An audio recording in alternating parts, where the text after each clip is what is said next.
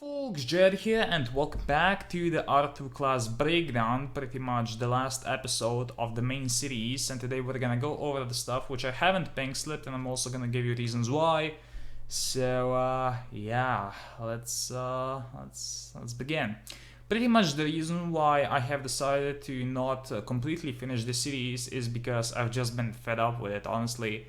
Some of the cards which I'm going to list are just, not interesting enough for me, and they're not very useful and all that, so yeah, let's go through them. So first of all, the Acura MSR NSX black and white, I decided not to pink slip that because they're pretty much very similar to the NSX RTR, which I did pink slip. I think the white one or the blue one, can't really recall.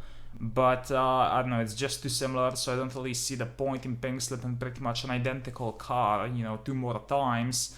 Then we have the NSX G3 Glue Edition, which I do actually have, but I'm not going to pink slip it because it's just, another NSX. I mean, it's pretty much very similar to the carbon fiber one, which I did pink slip. There's also the NSX G3 LE, which is just useless. It's pretty much the slowest NSX G3, and I got no real interest in ever running that, so there you go.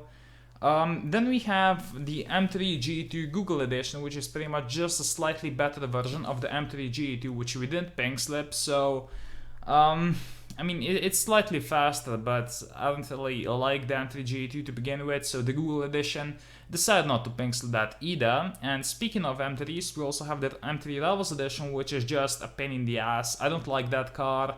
And I don't know, I mean, I did actually want to make a pink slip video with that, but it's not very valuable, it's not very fast, it's not very fun, so fuck it, I'm not gonna do that either. Moving on to Chevrolets, we do have the Corvette DP, and I decided not to pink slip this particular one because this is like one of the... It's pretty much like the Ford Focus RS RE. That's what, the Corvette DP turned into. It's a go shift car really, and everyone go shifts it. I mean, it's used to, pretty much fucking challenge anyone who isn't a Corvette DP or a Focus. And honestly, if I was in a Corvette DP, no one would pink slip me. I would probably just end up, running versus Focuses or other DPs and get raped, so I don't want that. I also said I wasn't going to run any of the Dime Racing cars, that being the AMG GT3, the Dime Racing GT, and the SLS GT3 AMG. That's because, I mean, the MG GT3 and the GT are go shift cars and they're a pain in the ass to launch.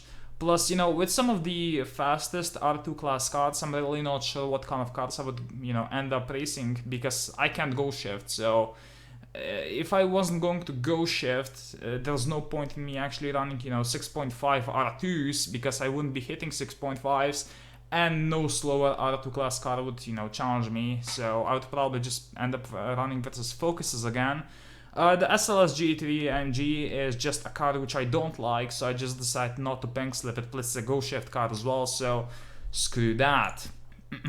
Speaking of go shift cars, there's also the only turf car which I didn't pink slip for the series, and that's the SVT Cobra RE.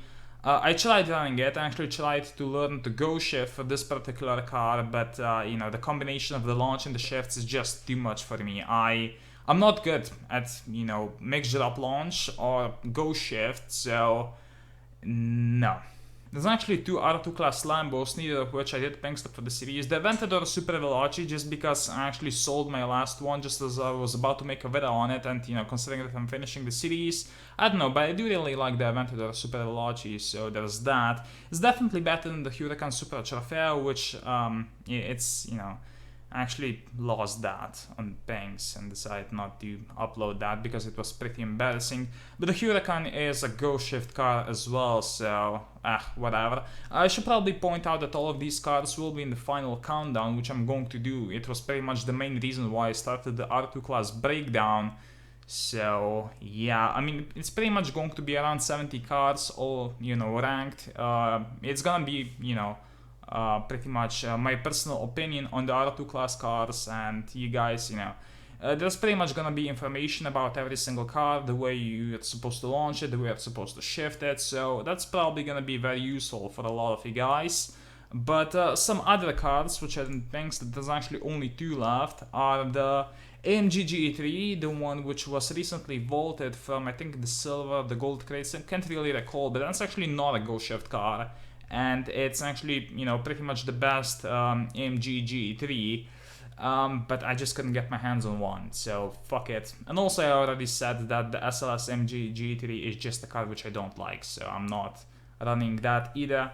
Anyway, the final countdown, it's probably going to, you know, require a lot of effort to make, a lot of fucking montages and all that, so it's probably gonna be coming out in, you know, sometime in the next few weeks. I might split into multiple parts, I'm not sure, but for now, you guys, well, most of you guys wanted me to move on to R-Class, so the R-Class breakdown is what's going to, you know, take place on this channel next, and after that it's probably gonna be S-Class, but let's not get into that because it's going to take, you know, a lot of time to finish, because there's been around, I mean, I made 56 of, you know, episodes on the R2 class breakdown. I skipped over I think 15 cars, and R-Class has even more cars, so that's gonna take quite a lot of time, but whatever. So hopefully you guys enjoyed the R2 class breakdown. Hopefully you guys will stick around for the R2 countdown, and that's about it. Have a good one, and yeah, goodbye.